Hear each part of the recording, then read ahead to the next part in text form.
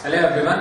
In this lecture we are continuing with the chapter permutation and combinations, and we'll finish on with the typical problem types, and I will give you some new information about circular permutation. How do we permute, arrange and choose people around a circular table, and how we arrange them, because in circle some things are a bit different in circle, because when you are dealing with rectangular things, a planar things, you have a certain notion of who is first, who is the last. In a circle, everything, there is no starting and no ending.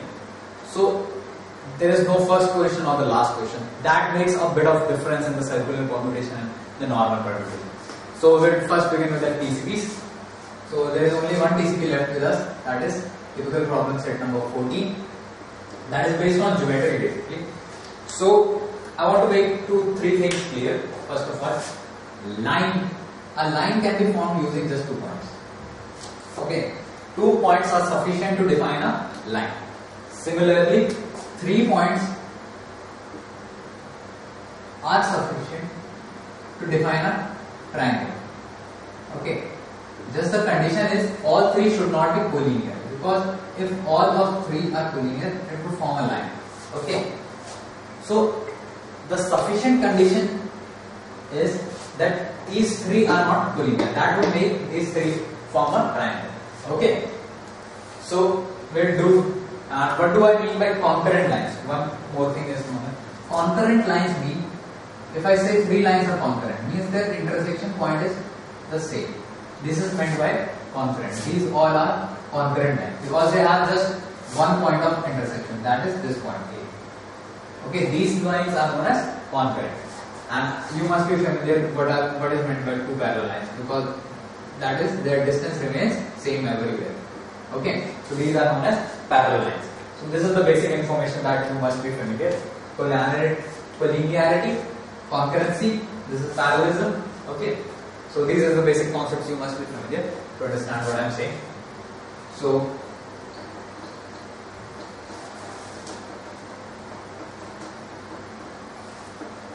if I ask you the question, how many number of find the number of intersection that n lines would have. You are given n random lines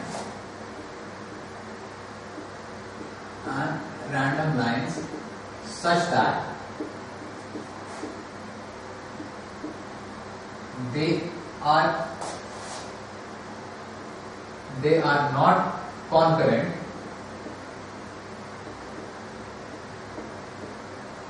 and are not parallel.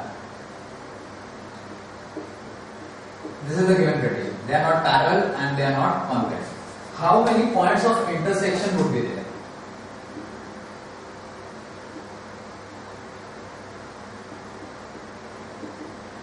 How many points of intersection would be there among them? As you can think, for just forming an intersection, you require 2 points. 2 lines. If I give you 2 lines, if they are not meeting at present, it would meet at a certain point, because they are lines, they are not line segments. So this would be extending to infinity. There would be certainly a point there would be they meet.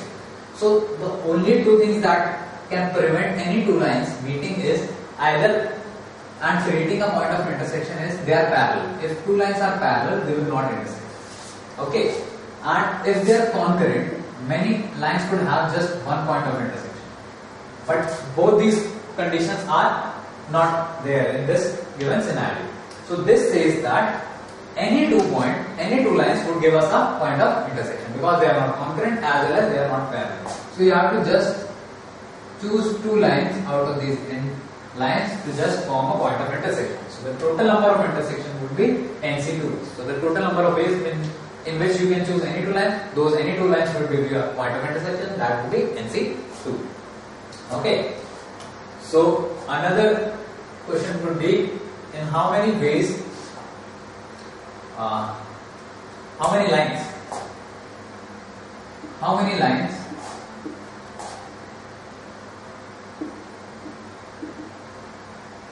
can be formed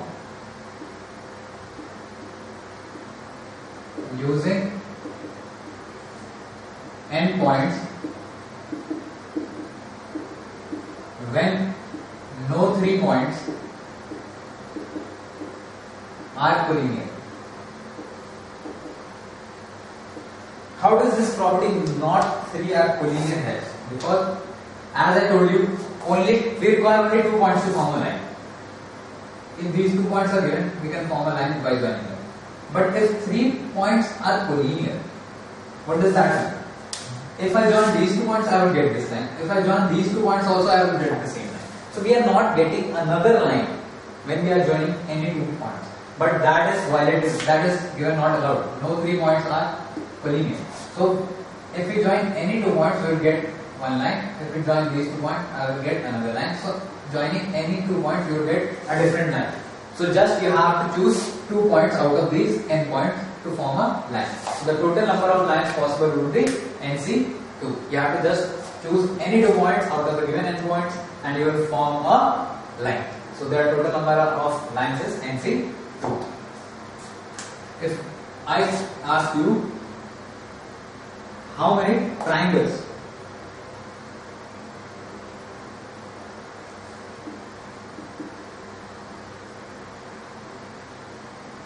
can be formed using n points such that no 3 points are collinear. As I told you, any 3 points can form a triangle such that they are not collinear. Because if they become collinear, they lie on the same line. So you can't form a triangle because the angle is one angle is 0 degree. That doesn't form a triangle. These are collinear. So you have to choose any 3 points because they are not given that it is given that no 3 points are collinear. So you are very much sure that if you choose any of these 3 points, you will definitely form a triangle. So there are NC3 ways to pick 3 points out of these given n points. So there will be NC3 triangles. Okay. Another geometrical based question could be how many diagonals does a polygon have? Number of diagonals.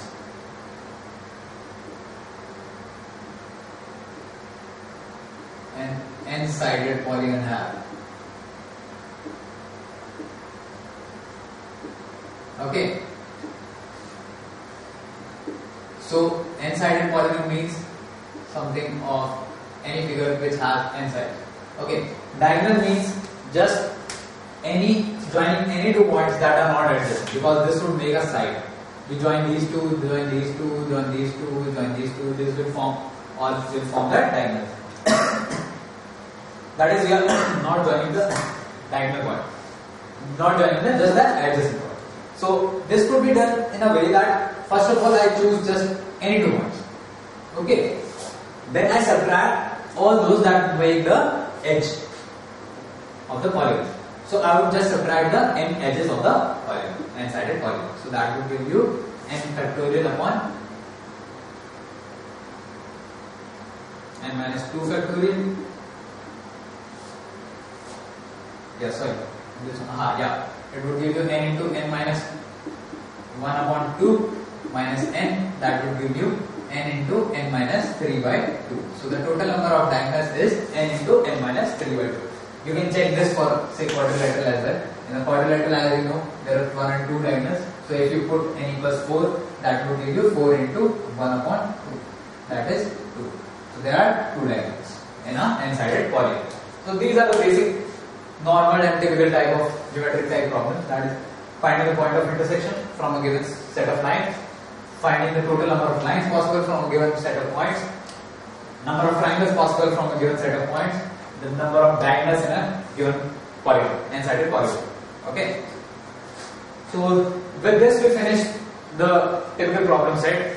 That is the typical scenario of the problems we can solve. We learned 14 different type of problems and the typical ways to solve them. So whenever you encounter any permutation combination problem, just try to relate to these 14 types and just identify which type it belongs to and then try to solve the problem according to the procedure taught to you. Okay. So now we will discuss is the circular permutation. How does a circular permutation differ from a normal permutation? That's the first basic difference I would like to make it clear.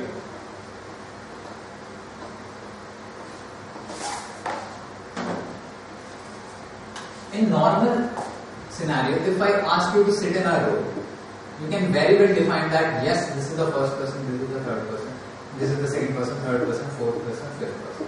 If I ask the 5 person to sit in a row, they can very well define that yes, this is the first person, second person, third person, fourth person, and fifth person.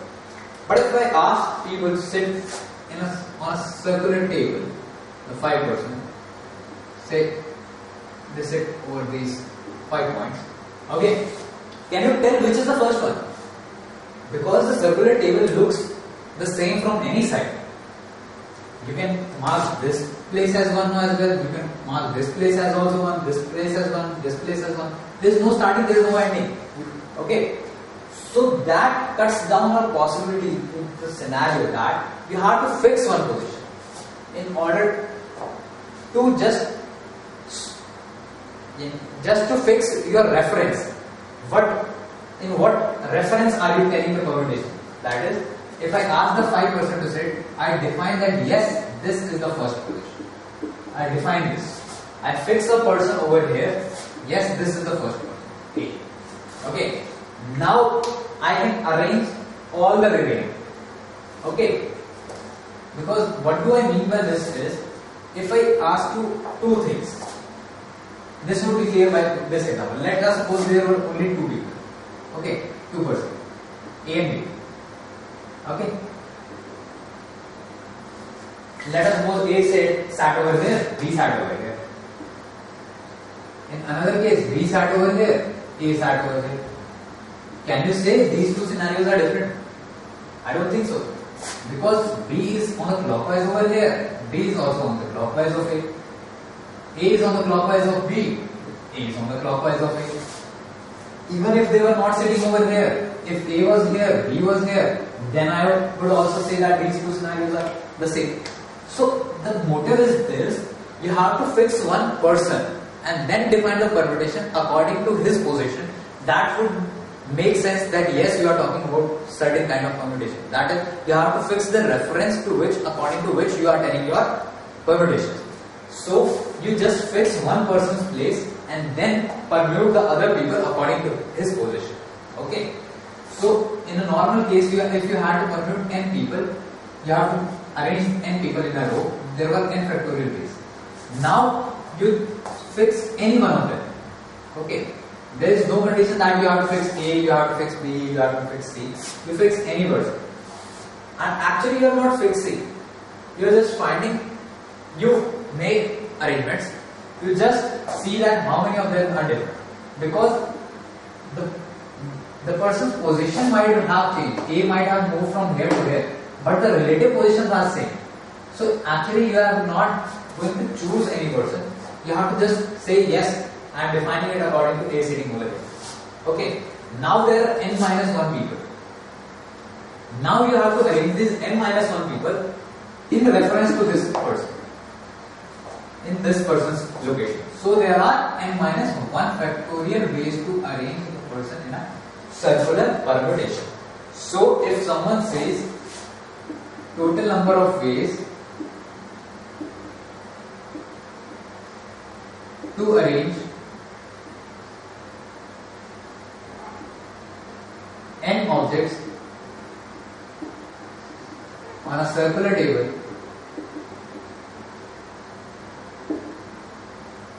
is n minus 1 factorial. Because you have to fix at least one person, one object in order to define the arrangements according to n. So this is the basic difference between the circular permutation and the normal permutation. Okay. Now if I ask you one more thing.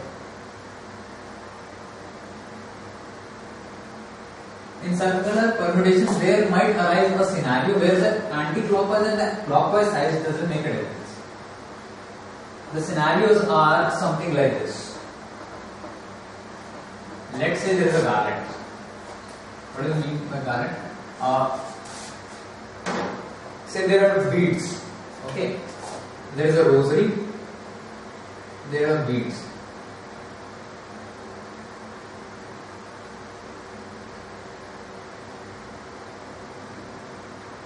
Okay, this is a circular bead rosary.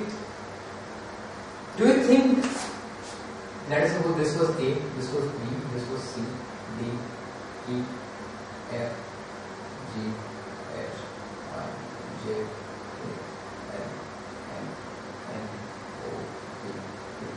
This was the rosary, let us suppose. Okay. If I flip this rosary, first of all we were arranging, let us suppose. Let us suppose I got this scenario.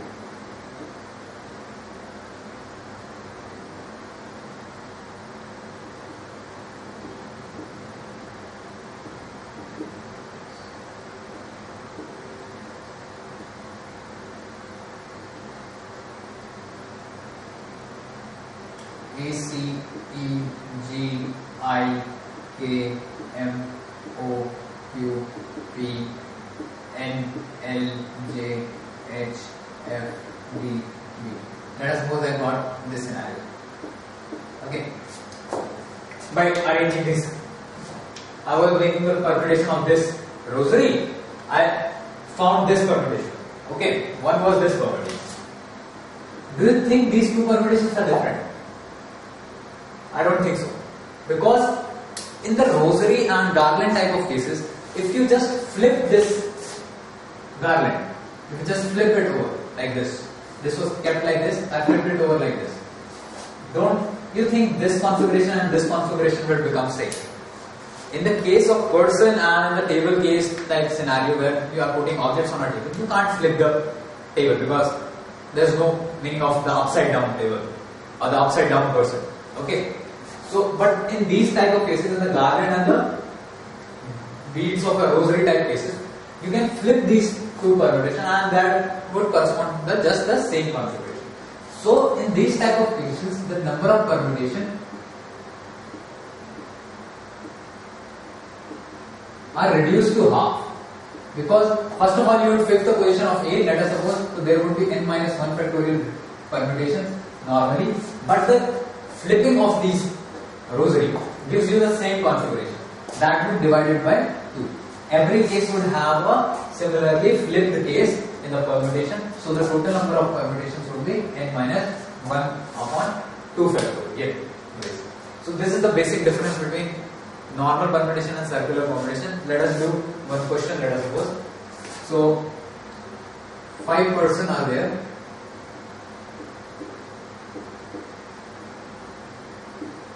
3 male and 2 female. So let us say 15 people over there, 7 male and 8 female. Okay, so you had to say in how many ways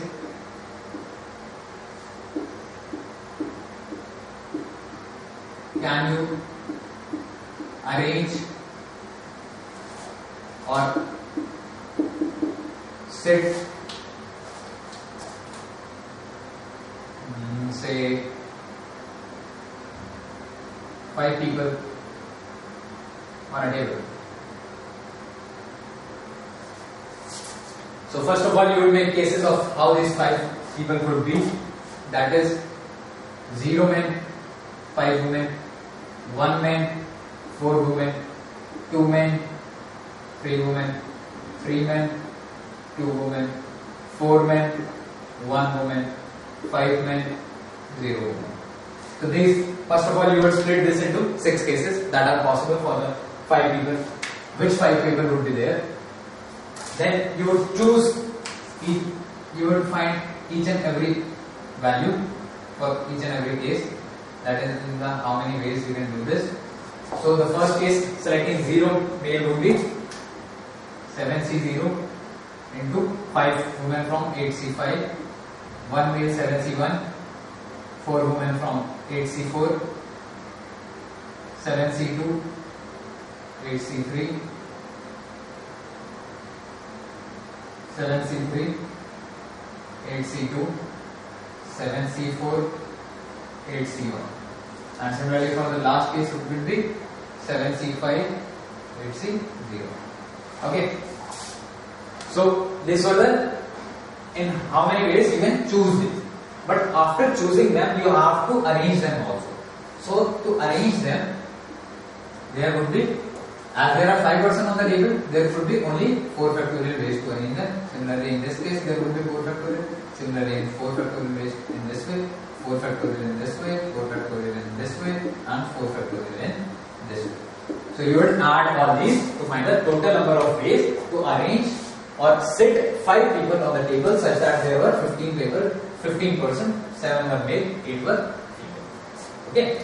So this was a basic introduction to the circular permutation, how it is different from the normal permutation, because in that case we would have 5 factorial at each of these positions, not 4 factorial. Okay, and there was the garland and the beads case, where you had the flipping over of the garland or the beads, where the permutation is reduced to half because 2 permutations just mean to be same in that case. Rest we would discuss some more questions and few more techniques of the permutation in the next lecture. Thank you.